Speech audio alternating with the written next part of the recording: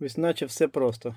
Береш плату з горівшим контролером IP5389, в даному випадку версія BZ-EAC, міняєш, випаюєш старий дисплей, впаюєш новий 5-піновий дисплей і все наче повинно працювати.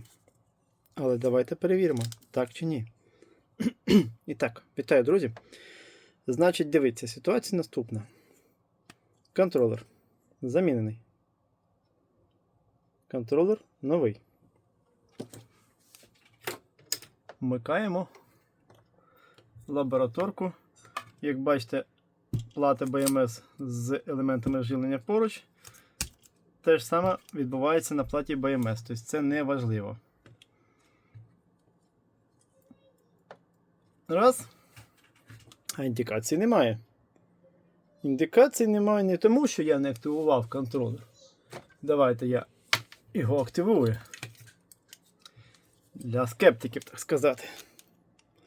Вставляємо любу Type-C, це не принципово. Ну, як бачите, індикації все одно немає. Контролер у нас активований.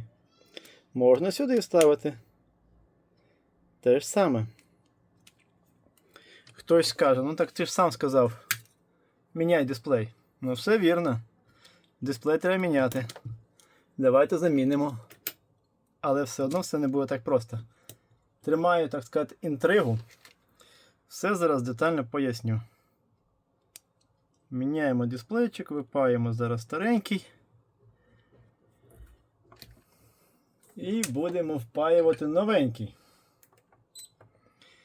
Що нам каже мануал, люб'язно предоставлений компанією EnergoShop? Да, спочатку позамальовував, але ми там дійшли загального консенсусу.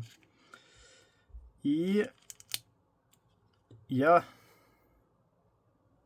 буду тепер їх рекламувати.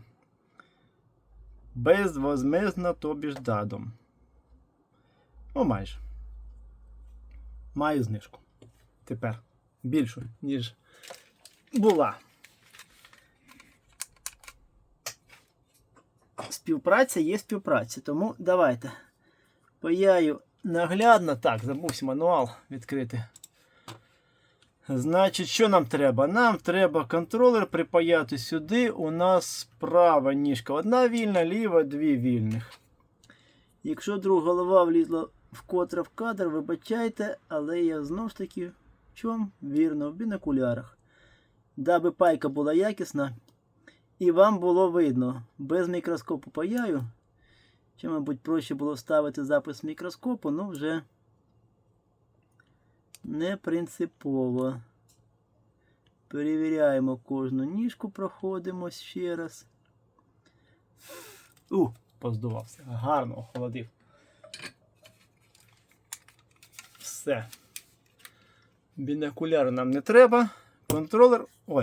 Дисплей у нас припаяний. Припаяний ось таким чином, бачите? Намисно дергаю, щоб ви бачили, що він припаяний. Вмикаємо назад лабораторний блок живлення. Я зараз засміюся, якщо воно запрацює. Але, як бачите, тут ще один лежить.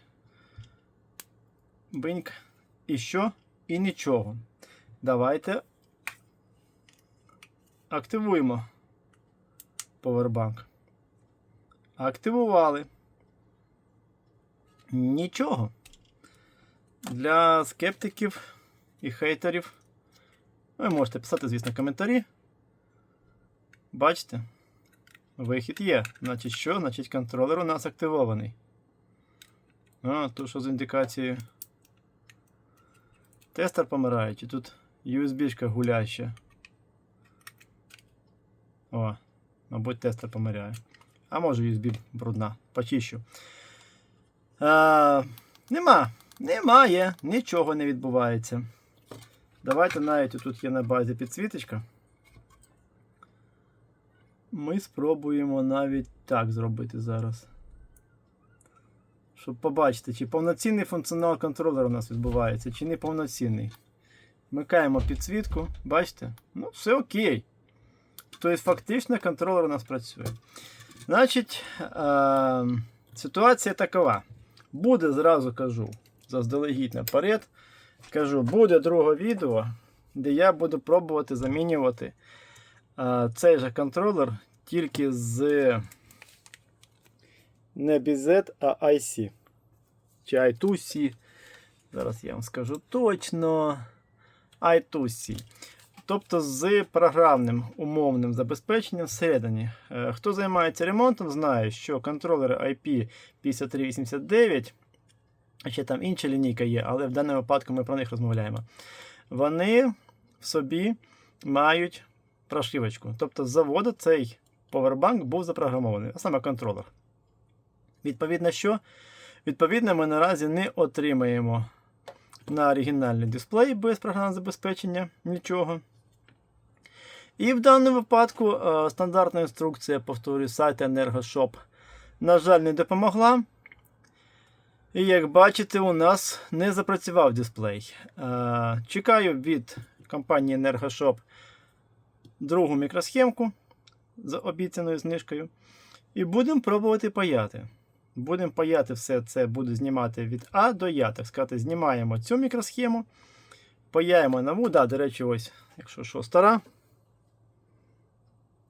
Не знаю, ревізію толку не дасть ніякого. Ну, коротше. Стара мікросхема, яка згорівша. Якщо її припаяти, буде коротко у нас просто по платі, не буде микатися. І, відповідно, що? Відповідно, якщо вам цікаво, ви знаєте, що робити.